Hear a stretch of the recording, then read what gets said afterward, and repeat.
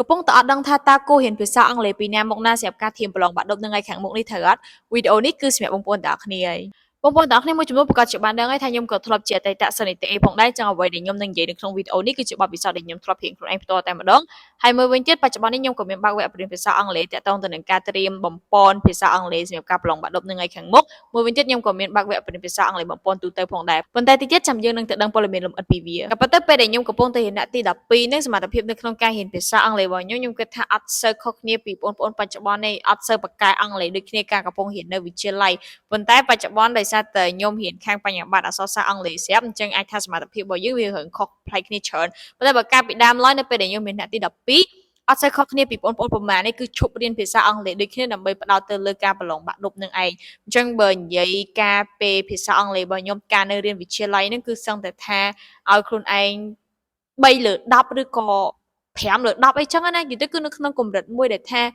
ាពិបាកក្នុងការនិយាយពិបាកនៅក្នុងការបកប្រែហើយក៏ពិបាកនៅក្នុងការស្ដាប់ដូចគ្នាប៉ុន្តែពេលហ្នឹងដោយសារតែដឹងថាខ្លួនឯងត្រូវត្រៀមក្នុងការប្រឡងបាក់ឌុបគឺខ្ញុំរៀនភាសាអង់គ្លេសវឹបពេលហ្នឹងខ្លាំងមែនតើរហូតដល់ខ្ញុំទទួលបាននីតិ B លើមុខវិជ្ជាភាសាអង់គ្លេសសម្រាប់ការប្រឡងបាក់ឌុបអញ្ចឹងនៅក្នុងថ្ងៃហ្នឹងគឺខ្ញុំនឹងមកប្រាប់អំពី tip ខ្លះៗដែលបងប្អូនទាំងអស់គ្នាអាចធ្វើបានក្នុងការរៀនត្រៀមភាសាអង់គ្លេសដើម្បីទទួលបាននីតិល្អសម្រាប់ការប្រឡងបាក់ឌុបនៅពេលខាងមុខនេះទៅលើមុខវិជ្ជាភាសាអង់គ្លេសទី1គឺមើលទៅលើមេរៀនដែលក្រសួងធ្លាប់ចេញប្រឡងអញ្ចឹងនេះគឺជាអីដែលខ្ញុំបានកត់ទុកនៅមេរៀនភាសាអង់គ្លេសដែលក្រសួងធ្លាប់ចេញព្រោះថាមេរៀនទាំងអស់នេះក៏ខ្ញុំយកបរិញ្ញាសិស្សខ្ញុំបច្ចុប្បន្ននៅក្នុងវគ្គបំពន់ភាសាអង់គ្លេសសម្រាប់បាក់ឌុបដែរហើយនេះក៏ជាអីដែលខ្ញុំឃើញនៅពេលដែលខ្ញុំរៀនថ្នាក់ទី12ជាក់ស្ដែងផ្ទាល់ដែរដែលថាមេរៀនហ្នឹងគឺក្រសួងចេញរៀងរាល់ឆ្នាំតែម្ដងនេះទៅតាមអីដែលខ្ញុំក៏សម្គាល់ឃើញអញ្ចឹងណាអញ្ចឹងខ្ញុំនឹងរៀបរាប់ប្រាប់បងប្អូនទាំងអស់គ្នាហើយពេលដែលដឹងហើយគួរតែយកពេលវេលារបស់ខ្លួនឯងទៅរៀនអំពីមេរៀនទាំងអស់ហ្នឹងទី1គឺ tenses ទាំង12 tenses ទាំង12គឺសំខាន់ខ្លាំងមែនទែនវិជ្ជក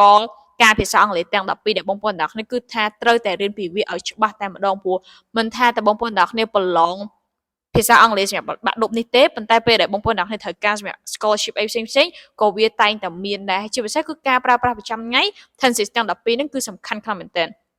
tenses ទាំង12ហ្នឹងវានិយាយទៅតងទៅនឹង past present future past simple present simple future simple អីទាំងអស់ហ្នឹងដែលវាមានរហូតទៅដល់12ការចឹងបងប្អូនអ្នកគ្នាត្រូវតែរៀនពីវាឲ្យច្បាស់ទី2 modal verb ទី3ទៅរៀនបន្ថែមទៅតងទៅនឹង conditional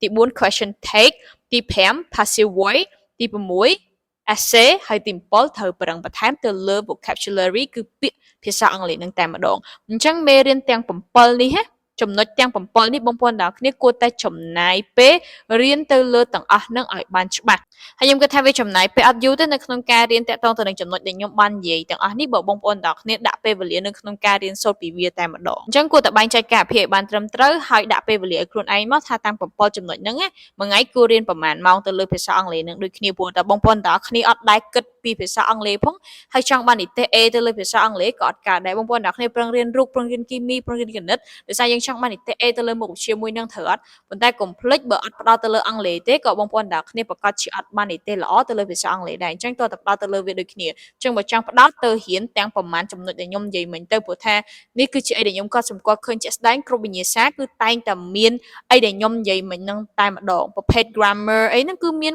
question take មាន conditional មាន tenses ទាំង12ក្រសួងអត់អាចចេញ tenses ទាំង12នឹងបានទេប៉ុន្តែ at least មកនៅក្នុងនោះមាន present perfect ឬក៏ present perfect simple present perfect continuous នៅក្នុងនឹងលាយឡំចូលគ្នាអញ្ចឹងទៅអញ្ចឹងគួរតែប្រឹងទៅលើមេរៀនដែលខ្ញុំបាននិយាយទាំងប្រមាណនេះនិយាយទៅមិនមែនផ្ដោតទៅលើទាំង7ចំណុចដែលខ្ញុំបាននិយាយនេះមិញទេណាបើមានពេលសិក្សាជ្រាវជ្រាវបន្ថែមទៀតប៉ុន្តែបើថាអត់ដឹងថាចាប់ផ្ដើមពីណាមកណាទេចាប់ផ្ដើមពី7ចំណុចដែលខ្ញុំបាននិយាយមិញនេះឯងអញ្ចឹងបន្ទាប់ពីបងប្អូនទាំងគ្នារៀនទាំង7ចំណុចដែលខ្ញុំបាននិយាយនឹងហើយអាចចាប់ផ្ដើមធ្វើវិញ្ញាសាចាស់ៗរបស់ក្រសួងបានព្រោះនៅពេលដែលរៀនចេះមេរៀននឹងហើយយកទៅធ្វើវិញ្ញាសាចាស់ៗរបស់ក្រសួងគឺប្រកាសជាឲ្យបងប្អូនទាំងគ្នាងាយស្រួលនៅក្នុងការធ្វើវិញ្ញាសាទាំងអស់ហ្នឹងខ្លាំងមែនទែនព្រោះយើងចេះមេរៀនអស់ហើយហ្នឹងចេះទាំង tenses ទាំង12 modal verb passive voice ចេះហើយចង់នៅពេលដែលយើងធ្វើវិញ្ញាសាបាក់ឌុបវាប្រកាសជាប្រកាន់ភាពងាយស្រួលដល់បងប្អូនទាំងគ្នានៅក្នុងការធ្វើវិញ្ញាសាទាំងអស់ហ្នឹងអញ្ចឹងកន្លែងនេះបញ្ជាក់ឲ្យបញ្ជាក់ទៀតធ្វើវិញ្ញាសាបាក់ឌុបចប់សពគ្រប់អស់សិនចាំទៅទិញសភៅក្រៅយកមកធ្វើបើមិនអញ្ចឹងទេអាចធ្វើឲ្យបងប្អូនទាំងគ្នាវល់ទិញសភៅពីនេះផងទិញសភៅពីនោះផងផ្តាក់ដឹងចាប់ដើមពីកន្លែងណាទេអញ្ចឹងហ៊ាន7ចំណុចហ្នឹងហើយធ្វើវិញ្ញាសាចាស់ៗបាក់ឌុបឲ្យអស់ហើយបើចង់ចំណាយពេលធ្វើវិញ្ញាសាផ្សេងៗទៀតអាចទៅទិញសភៅយកមកធ្វើខ្លួនឯងបាន ទីពីររំលឹកខ្លួនឯងពីហេតុផលហេតុអីបានជាត្រូវចាំបាច់រៀនភាសាអង់គ្លេសនឹងខ្ញុំឃើញថាភាគច្រើនបងប្អូនអាចភ្លេចនៅក្នុងការប្រឹងបន្ថែមទៅលើភាសាអង់គ្លេសរបស់ខ្លួនឯងដោយសារកំពុងតែផ្ដោតទៅលើមុខវិជ្ជាផ្សេងៗអង់គ្លេសនឹងគិតថាយកក៏បានអត់ក៏បានដែរអង់គ្លេសតាមតំណើប៉ុន្តែបើយើងអត់ផ្ដោតទេបន្ទុកក៏វាទៅតាមនឹងដែរវាប្រកាសជាយឹកយោងគ្នាអត់កើតដូចគ្នាបើយើងអត់ផ្ដោតទៅលើមុខវិជ្ជាភាសាអង់គ្លេសមួយនឹងអញ្ចឹងត្រូវរំលឹកខ្លួនឯងឡើងវិញហេតុអីបានជាខ្ញុំត្រូវប្រឹងបន្ថែមទៅលើភាសាអង់គ្លេសនឹងនិយាយទៅគោលដៅរបស់ខ្ញុំហ្មងដោយសារតែខ្ញុំចង់ទទួលបាននីតិ A អញ្ចឹងបើខ្ញុំដឹងថាបើខ្ញុំចង់បាន A តើតែមុខវិជ្ជាទាំង7ដែលខ្ញុំប្រឡងហ្នឹងគឺវាជួយយឹតយោងគ្នាទៅវិញទៅមកខ្ញុំមិនអាចឲ្យមួយណាធ្លាក់បានទេអញ្ចឹងទៅខ្ញុំប្រឹងអង់គ្លេសខ្លាំងមែនតើហើយហេតុផលមួយទៀតចម្បងហ្មងដោយសារតែខ្ញុំចង់បានអាហារូបករណ៍អញ្ចឹងខ្ញុំដឹងថាបើខ្ញុំចង់បានអាហារូបករណ៍តើខ្ញុំត្រូវទទួលបាននីតិ A អញ្ចឹងឥឡូវនេះគឺខ្ញុំសូមណែនាំតាក់ទងទៅនឹងវគ្គរៀនភាសាអង់គ្លេសរបស់ខ្ញុំបច្ចុប្បន្ននេះគឺខ្ញុំមានបើកវគ្គរៀនភាសាអង់គ្លេសតាមអនឡាញដែលខ្ញុំមានផ្ដោតទៅលើការនិយាយការស្ដាប់ថ្នាក់វិជ្ជាករថ្នាក់ភាសាអង់គ្លេសកម្រិតទូទៅដែលយើងមានតាំងពីកម្រិតសម្រាប់បងឬក៏បងប្អូនដែលអត់ទាន់ចេះអីសោះកម្រិតដំបូងនិយាយទៅគឺគ្រប់កម្រិតតែម្ដងមួយវិញទៀតយើងក៏មានថ្នាក់ពិសេសបានន័យថាថ្នាក់គ្រូមួយសិស្សមួយផងដែរចំពោះការសិក្សានៅក្នុងថ្នាក់វិញគឺយើងនឹងរៀនតាមរយៈ Google Meet មួយវិញទៀតដែរបើបងប្អូនទាំងគ្នាចុះឈ្មោះចូលរៀនវគ្គផ្ដោតទៅលើការនិយាយការស្ដាប់ហ្នឹងគឺយើងនឹងផ្ដោតទៅលើការនិយាយសុទ្ធតែម្ដងនិយាយទៅ30នាទីដំបូងយើងនឹងមានការសន្ទនាជាមួយគ្រូជាមួយនឹងសិស្សានុសិស្សគ្នាឯងនៅក្នុងថ្នាក់មួយហ្នឹង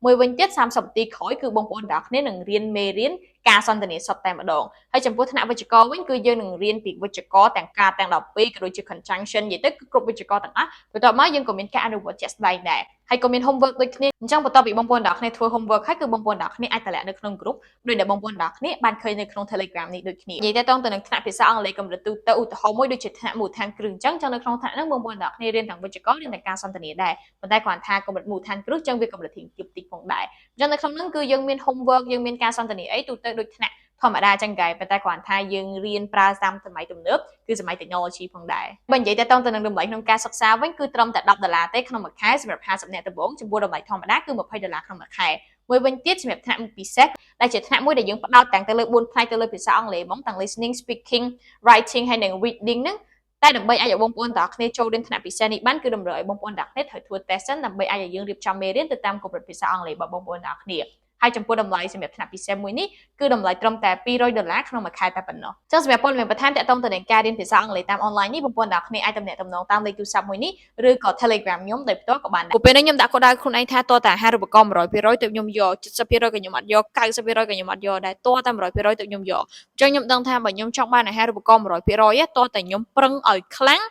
ងហើយប្រឹងនិយាយទៅប្រឹងធ្វើមិនតតែគ្រប់វិញ្ញាសាបាក់ដប់នឹងខ្ញុំធ្វើបានល្អហើយពេលដែលខ្ញុំចង់ប្រឡងអាហារូបករណ៍ទៅក្រៅទៀតឬក៏អាហារូបករណ៍ក្នុងស្រុកក៏ខ្ញុំត្រូវការបកកាយអង់គ្លេសដែរទើបខ្ញុំអាចប្រឡងអាហារូបករណ៍នឹងបានអញ្ចឹងទើបខ្ញុំដឹងថាអូខេអង់គ្លេសគឺសំខាន់ណាស់ទោះខ្ញុំចង់បានអាហារូបករណ៍នៅក្នុងប្រទេសឬក៏ទៅក្រៅប្រទេសមិនក្រោយក៏ខ្ញុំដឹងតែត្រូវតែប្រឡងយកអាហារូបករណ៍នឹងដែរអញ្ចឹងដើម្បីអាចឲ្យខ្ញុំប្រឡងយកអាហារូបករណ៍នឹងបាននីតិល្អតើខ្ញុំចេះអង់គ្លេសចុះពេលនេះខ្ញុំប្រឹងខ្លាំងណាស់តែ7ប្រហែលចំណុចទាំងអស់ហ្នឹងដែលថាក្រសួងចេញប្រឡងឬក៏អាហារូបករណ៍អីផ្សេងៗគឺខ្ញុំព្យាយាមធ្វើវារៀនពីវានៅក្នុងចន្លោះពេលថ្នាក់ទី12នឹងតែម្ដងអញ្ចឹងថងចំណុចនេះគឺត្រូវរំលឹកពីគោលដៅរបស់ខ្លួនឯងហេតុអីបានជាត្រូវរៀនអង់គ្លេសហើយហេតុអីបានជាអង់គ្លេសសំខាន់សម្រាប់បងប្អូនទាំងគ្នានិយាយទៅបើសម្រាប់ខ្ញុំផ្ទាល់ហ្មងអង់គ្លេសគឺសំខាន់ខ្ញុំពីមុនអត់ដែលចង់រៀនភាសាអង់គ្លេសពេលដែលប៉ាដាក់ចូលសាលារៀនគឺសូមប៉ាឈប់ខ្លួនឯងហ្មងឈប់តាំងទី9ព្រោះគិតថាពេលនេះខ្ញុំគិតថាប្រឡងឌីប្លូមដូចប្រឡងបាក់ឌុបអញ្ចឹងសូមប៉ាថាប៉ាឈប់រៀនអង់គ្លេសហើយសូមយកពេលហ្នឹងទៅរៀនគួរហើយរៀនគួរដល់យប់ជ្រៅតាំងទី9មកមែនដោយសារគិតថាឌីប្លូមហ្នឹងដូចបាក់ឌុបអញ្ចឹងប៉ុន្តែនៅពេលដែលខ្លួនឯងដល់ទី12ទើបដឹងថាអូខេអង់គ្លេសសំខាន់ខ្លាំងមែនទែនខ្ញុំចង់ចូលរួមការប្រកួតប្រជែងជាសាធារណៈបែបអន្តរជាតិតើទាមទារខ្ញុំចេះអង់គ្លេសទៀតហើយនៅពេលដែលខ្ញុំចង់បានអាហារូបករណ៍ខ្ញុំត្រូវការអង់គ្លេសតួអាហារូបករណ៍ហ្នឹងនៅក្នុងប្រទេសឬក៏ក្រៅប្រទេសក៏ដោយក៏ខ្ញុំត្រូវទាមទារភាសាអង់គ្លេសដែរហើយពេលដែលខ្ញុំចាប់ផ្ដើមដឹងពីសារៈសំខាន់នៃភាសាអង់គ្លេសហើយខ្ញុំក៏ចូលចាប់អក្សរសាស្ត្រភាសាអង់គ្លេសនេះទើបខ្ញុំដឹងថាវ៉ាវវាពិតជាទូលំទូលាយមែនព្រោះអង់គ្លេសអាចធ្វើឲ្យខ្ញុំធ្វើដំណើរទៅប្រទេសក្រៅអត់ចាំបាច់ចំណាយលុយ1រៀលទេឲ្យតែខ្ញុំមានចំណេះនៅក្នុងខ្លួនណាបងប្អូនអ្នកគ្នាខ្ញុំទៅថៃខ្ញុំទៅវៀតណាមប្រទេសផ្សេងៗទៀតគឺអត់ចាំបាច់ចំណាយលុយសូម្បីតែ1រៀលដោយសារតែខ្ញុំយកចំណេះដឹងរបស់ខ្ញុំហ្នឹងទៅដាក់ពាក្យប្រកួតប្រជែងមួយគេឯងមួយឯងទៅក៏ជាប់ទៅពេលជាប់ទៅគេចេញថ្លៃឲ្យទាំងអស់ទាំងថ្លៃស្នាក់នៅថ្លៃម្ហូបអាហារថ្លៃយន្តហោះអីគឺគេចេញឲ្យយើងទាំងអស់ដោយសារតែសមត្ថភាពនិងចំណេះដឹងដែលយើងមានប្រកួតប្រជែងគ្នាទៅ3បំបីការរៀនជាចំណុចតូចៗមិញយើងមាន7ចំណុចមើលទៅឃើញច្រើនណាស់ទៅអត់អញ្ចឹងបំបីវាជាចំណុចតូចៗដាក់ទៅថាថ្ងៃនេះយើងមាន20នាទីទៅលើ tenses ទាំង12ថ្ងៃស្អែកយើងមាន20នាទីទៀតឬក៏ mà tật nâng nhưng bắt đầu từ lời tenses tiếng là bì tật khỏi nhưng bắt đầu từ lời passive voice tật khỏi tật nhưng bắt đầu từ lời conditional chẳng bởi dương mơ tới ôi chó nằm đằng chấp đang bị nè từ nè bận tay bởi dương quy cho hai bảy viết chỉ cho một tôi tốt cứ bực có chị ai thua việc ban nghi số không tên chẳng bờ đa sơ cho chất ông lệ vì muốn mọc tê khỏi khơi chưa các ba khỏi khơi bờ bạ không ca hiện bị viết chấp đam bị chậm nói tôi sân từ bốn chấp đam mơ vì sao ông lấy chấp đam sờ lạnh viết sân nè bây giờ nó nên sờ lạnh viết hơi á tu vi của bạn mấy coi dương nơi ta chậm nè trong hiện việc bàn này gì tới bây giờ nhung hiện ông lấy chấp chấu nó lấy sao nhung kết ha ông lấy bự bây giờ nhung chấp đam sờ lạnh ông lấy nhung hiện chấp chấu mỏng cái gì ấy cứ chấu khô vấp vấp mỏng á trong bầm bảy viết cho chậm nói tôi đã tới ngày nâng hiện ông lệ đọc là ti sân bàn này từ mơ video na để con anh sờ lạnh được cho chất vì sao ông lệ nâng đưa cổ mơ ca chạy lệ vì ca điênภาษาอังกฤษทำไมยังสลังวิสันสลังวิให้ไปได้ยังจับรำเห็นวิเตอร์คือสูงขนาดนั้นจังบ่ไปได้บางคนนักที่มีรำทัสมุกสมานก่อนแต่จับแต่อุตส่าห์เปียอัดเจ้เธอเวียมวยเปียแน่อัดเจ้เสยเปียหนึ่งกลมประหามครุนไอกุมเคยถ้าอัดเจ้ให้บัดเรียนได้ตกเวชาอัดเลยเปียแน่อัดเจ้เสยเปียหนึ่งเสยมวยเตอคือไอตึกบางสะเพอวิญญาณบัดดบจ่าบานให้กุยเสยเปียหนึ่งมวยเตอเปียนายยังอัดเจ้ยังบอกแผ่วิเตอร์ไกลกราฟเมอร์นายยังอัดเจ้เห็นไปเวียอัดเจ้แทนสิสยังดับปีsợi tờ thành sĩ tăng đặc biệt năng viên ấy khác hay hiển bị vía mùi tờ dù tới dân cung thật che đôi tờ khía ai tờ dân chấm này p bật bật cắt hiển bật bật cắt tờ lơ một chiếc bị sao ăn lệ nâng nè tờ dân khơi ăn lệ hay dân hột chân khơi ăn lệ hay hột chân hay chân vậy thế ôi hiển mấy cái hiển ở che đây tăng là dân ăn miên rắm cái đây là lại nhân không ca hiển bị vía tế hay khơi vía bên nè có thôi ném tránh chắp đam bùng bảy vía chơi chấm nội tội đã cổ đại center ok tờ bốn hiển bịa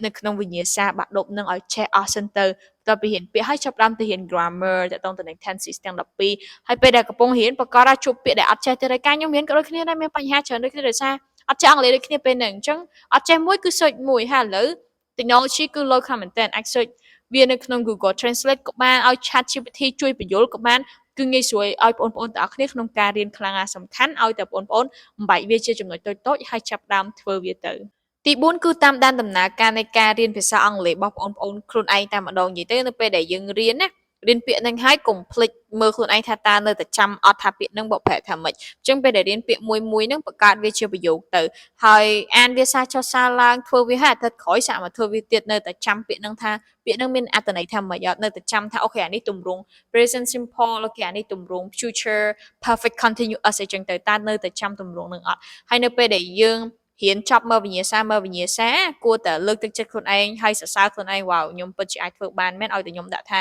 ខ្ញុំតាំងចិត្តហ៊ានវិញ្ញាសាអង់គ្លេសនឹងឲ្យចេះខ្ញុំហ៊ានចេះមែនតែពេលយើងនិយាយថាធ្វើបានសម្រាប់កុំភ្លេចលើកទឹកចិត្តខ្លួនឯងហើយសរសើរខ្លួនឯងផងព្រោះពេលណាយើងឃើញថាខ្លួនឯងពិតជាអាចធ្វើបានហើយវាមានកម្លាំងចិត្តនៅក្នុងការធ្វើបន្តអញ្ចឹងឧទាហរណ៍បងប្អូនទាំងអស់គ្នាហ៊ានពីពាក្យធ្វើ reading ព្រោះនៅក្នុងភាសាអង់គ្លេសយើងមាន reading ត្រូវអត់ការប្រឡងបាក់ឌុបអញ្ចឹងហ៊ានបកប្រែពាក្យនៅក្នុង reading ហ្នឹងទាំងអស់ទាំងពាក្យក្នុងប្រអប់ទាំងពាក្យក្នុង paragraph ហ្នឹងហ៊ានបកប្រែវាទាំងអស់ហើយសាកបងធ្វើវាដល់អត់មើលចម្លើយថាយើងធ្វើទៅបានលទ្ធផលល្អធ្វើឲ្យត្រូវទាំងអស់ណាអាហ្នឹងដឹងតែថាមានកម្លាំងចិត្តនៅក្នុងការធ្វើបន្តទៀតអីប៉ុន្តែបើយើងធ្វើទៅវាអត់តន់ទទួលបានលទ្ធផលជោគជ័យជុំដាក់ពាក្យនេះទៅវាអត់ត្រូវដាក់ពាក្យហ្នឹងទៅខុសត្រូវចាំថាវាជារឿងធម្មតាឲ្យតែយើងហ៊ានធ្វើអីលើកដំបូងវាតែងតែមានកំហុសហើយការហ៊ានក៏ដូចគ្នាដែរអ្នកហ៊ានចាប់ដើមពីដំបូងទៅអត់សូវស្ទាត់ដូចគ្នាអង់គ្លេសរបស់ខ្ញុំក៏ដូចគ្នាកាលពីដើមមកគឺបែបអត់សូវស្ទាត់ដូចគ្នាប៉ុន្តែនៅពេលដែលយើងរៀនយូរទៅវាក៏ចាប់ដើមស្ទាត់ម្ដងតិចអញ្ចឹងត្រូវតាមដានមើលការរៀនរបស់ខ្លួនឯងថាតើយើងរៀននឹងត្រូវទៅតាមគោលដៅរបស់យើងអត់អ្វីដែលយើងរៀននឹងគឺទៅតាម7ចំណុចដែលខ្ញុំបានរៀបរាប់មិញអត់អ្វីដែលយើងរៀននឹងតកតងទៅនឹងវិញ្ញាសាបាក់ឌុបដែលយើងនឹងត្រូវត្រៀមប្រឡងអត់ព្រោះពេលខ្លះយើងរៀងវែងគោលដៅរបស់ខ្លួនឯងឃើញអង់គ្លេសអូសចេញឃើញអង់គ្លេសអូសចេញហើយទៀមទាចង់ទទួលបាននិទេសល្អទៅលើវាដែរអត់កើតទេអញ្ចឹងកុំភ្លេចតាមដានទៅលើការសិក្សារបស់ខ្លួនឯងផងអញ្ចឹងទាំងអស់នេះគឺជាចំណុចដែលខ្ញុំធ្លាប់បានធ្វើខ្លួនឯងផ្ទាល់ហើយខ្ញុំទទួលបានលទ្ធផលល្អនិយាយទៅការពេលខ្ញុំរៀនដល់ទី12នេះគឺពិតជាអត់ចេះអង់គ្លេសមែនអត់ដឹងថាអីជាអីនិយាយទៅហើយក៏មិនដឹងថាចាប់ផ្ដើមពីណាទៅណាដែរប៉ុន្តែនៅពេលដែលខ្ញុំអង្គុយធ្វើរៀនខ្លួនឯងដោយសារពេលហ្នឹងយើងពិតជាចង់បានអាហារូបករណ៍មែនណានៅពេលដែលអង្គុយធ្វើទៅទើបដឹងថាអូខេចំណុចនេះគឺតែងតែឃើញថាក្រសួងគាត់ចេញរាល់ឆ្នាំហ្មងអញ្ចឹងនៅពេលដែលយើងប្រឹងទៅលើរឿងហ្នឹងហើយយើងប្រឹងធ្វើវិញ្ញាសាបាក់ឌុបប្រឹងធ្វើវិញ្ញាសាអាហារូបករណ៍អីផ្សេងៗទៅអាចធ្វើឲ្យខ្ញុំទទួលបាននិទេសល្អលើការប្រឡងបាក់ឌុបបានហើយ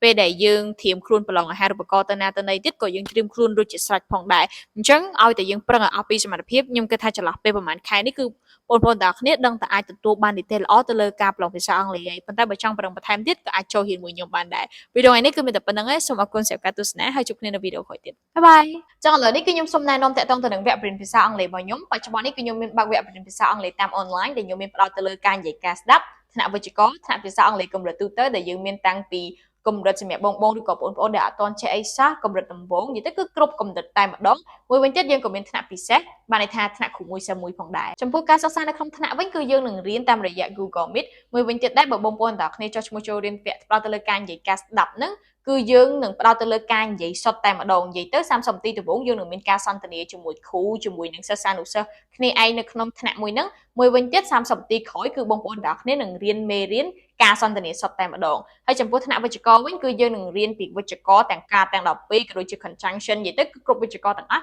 បន្ទាប់មកយើងក៏មានការអនុវត្តជាក់ស្ដែងដែរហើយក៏មាន homework ដូចគ្នាអញ្ចឹងបន្ទាប់ពីបងប្អូនទាំងអស់គ្នាធ្វើ homework ហើយគឺបងប្អូនទាំងអស់គ្នាអាចតម្លាក់នៅក្នុង group ដោយដែលបងប្អូនទាំងអស់គ្នាបានឃើញនៅក្នុង Telegram នេះដូចគ្នានិយាយទៅទៅនឹងថ្នាក់ភាសាអង់គ្លេសកម្រិតទូទៅឧទាហរណ៍មួយដូចជាថ្នាក់មូលដ្ឋានគ្រឹះអញ្ចឹងនៅក្នុងថ្នាក់ហ្នឹងបងប្អូនទាំងអស់គ្នារៀនទាំងវិជ្ជាកររៀនទាំងការសន្ទនាដែរប៉ុន្តែគ្រាន់ថាកម្រិតមូលដ្ឋានគ្រឹះអញ្ចឹងវាកម្រិតធៀងទាបតិចផងដែរអញ្ចឹងនៅក្នុងហ្នឹងគឺយើងមាន homework យើងមានការសន្ទនាអីទូទៅដូចថ្នាក់ធម្មតាចឹងកែប៉ុន្តែគ្រាន់ថាយើងរៀនប្រើតាមសម័យទំនើបគឺសម័យ technology ផងដែរបើនិយាយទៅទៅនឹងតម្លៃក្នុងការសិក្សាវិញគឺត្រឹមតែ$10ទេក្នុងមួយខែសម្រាប់50នាក់ដំបូងចំពោះតម្លៃធម្មតាគឺ$20ក្នុងមួយខែមួយវិញទៀតសម្រាប់ថ្នាក់ពិសេសដែលជាថ្នាក់មួយដែលយើងផ្ដោតទាំងទៅលើ4ផ្នែកទៅលើភាសាអង់គ្លេសហ្មងទាំង listening speaking writing ហើយនិង reading ហ្នឹងតែដើម្បីឲ្យបងប្អូនទាំងអស់គ្នាចូលរៀនថ្នាក់ពិសេសនេះបានគឺតម្រូវឲ្យបងប្អូនទាំងអស់គ្នាត្រូវធ្វើ test សិនដើម្បីឲ្យយើងរៀបចំមេរៀនទៅតាមកម្រិតភាសាអង់គ្លេសរបស់បងប្អូនទាំងអស់គ្នាហើយចំពោះតម្លៃសម្រាប់ថ្នាក់ពិសេសមួយនេះគឺតម្លៃត្រឹមតែ$200ក្នុងមួយខែតែប៉ុណ្ណោះចឹងសម្រាប់ព័ត៌មានបន្ថែមទាក់ទងទៅនឹងការរៀនភាសាអង់គ្លេសតាមអនឡាញនេះបងប្អូនទាំងអស់គ្នាអាចទំនាក់ទំនងតាមលេខទូរស័ព្ទមួយនេះឬក៏ Telegram ខ្ញុំដោយផ្ទាល់ក៏បានដែរ